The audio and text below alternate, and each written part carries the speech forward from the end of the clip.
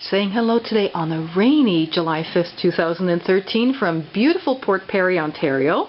I'm here at Ocala Winery, as you can see in the background here, and I'm talking with Irwin Smith, who together with his wife Alisa runs this wonderful winery.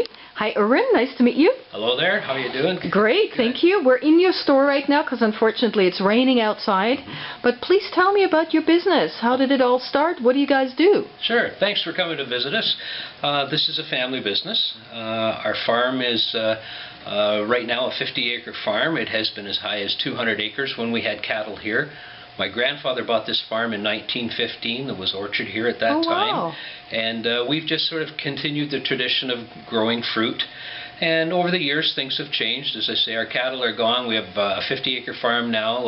About a third of it is in fruit trees and vineyard. And 15 years ago, actually longer than that, 1995, we opened the winery using our own fruits to make some cottage-style wines, something that are a little different, the ones that you don't see in the liquor store. Exactly. Do you want to show me some of them? Sure can do. Great. Let's have a look. You have some lovely packaging, I noticed. We have a lot of different wines. We have grape wines at one end of our wines, yes. section, apple wines at the other end. Red and white.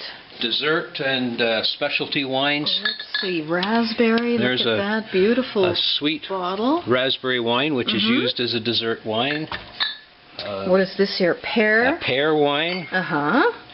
We grow quite a number of Flemish beauty pears, which we use for our wines. These are our fruit wines down in this section. Black currant, look at that. Some black currant, a sweet... Apricot too, I love apricot. A sweet apple wine. Jumping from the fruit wines, this is our ice wine, Vin de Glace. We don't, because we're not in a designated viticultural area of Ontario, we can't use the word ice wine. So what do you call it? So we have to use a French Vin version de of Glace. it, Vin de Glace. Oh, I didn't know. And that's how you get around it. We make it, and this is with approval of the liquor board, but we make it to the same standards as ice wine is made in Ontario. And some other kiwi. Look at, are you growing kiwi here on the farm? A row of, these are northern hardy kiwis, which will survive to minus 35. Rhubarb. Here, this is going to make you smile.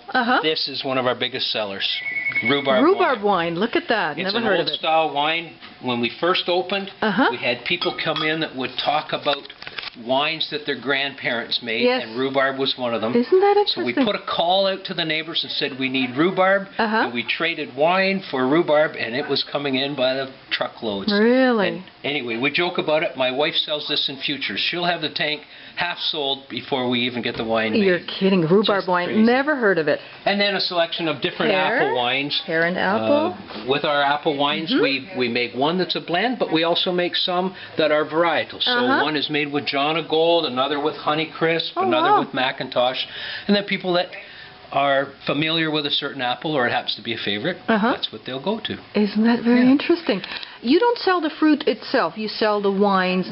No, we do sell the fruit. We have apple storage over in the other corner of the lot here, and we sell fresh fruit here up until about Christmas time, and by then it's gone. And is it just the two of you, or how many people work here? There's just the two of us here, except we have a couple of part-time people that help my wife here in the winery. I do all the outside work alone until harvest, and then we have local people that come in and help us. Harvesting, you do have people and then after that I'm back on my own again. Oh my God! So what's your busy season then? With I don't know, do you do planting in the spring, or how does it work? Yes, we planted another couple hundred apple trees this year, which puts us up around 2,000, 2,500 trees. Wow. But the busy part for the winery side is from May through till Christmas. Wintertime is very quiet because we're basically tourist-based. So we need the traveling public. In fact, we close completely in January. That's when we take you need vacation too. That's when we take our break. Exactly. Yes. That's perfect. We talked about some of the fruit wines here. At the other end of this row are some of the grape wines. And a lot of people think that all we make is fruit wines, but we've had vineyard here since 1992.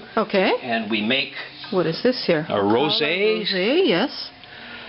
And then a whole selection of white wines. Vidal, which is a wine that's a grape that's used for ice wine. Uh-huh. Another familiar wine is Pinot Gris. Yes. which is very popular. And then we have some other blends which we use for house wine. Another typical wine is Riesling, which is very popular. And then some red wines as well. Some red, so red and white and different kind of fruit wines. Red wines, white wines, non-alcoholic sparkling juices of apple and grape. Okay. While supplies last. So while supplies last. We make the juice in the fall, and then over the winter that juice will sell out, and then we're ready for a fresh batch in the next fall. Wonderful, excellent. Well, that's great information. I would love to get your website actually if people want to find out more about you. It's very simple because we're Ocala Winery. www.ocalawinery.com. O-C-A-L-A. Winery. O-C-A-L-A. That's right. .com. And on that website, there's directions, and we keep it listed with any events that we have here during the year. Okay. Not a lot of events, but we have a Dine in the Vines where people have a 5-course meal in the vineyard and orchard. And you bring in a chef, or you do your own cooking? My wife and I do all the cooking for all of our banquets here. Isn't that nice? Whether it's outside or in our banquet room upstairs. So could people actually rent the facilities and have an event here? Yes, we have a room that holds about 50 people, which makes it nice for family-sized events. Isn't that wonderful? Well, thank you so much, Erwin. You're very welcome. Thank you. Okay, great.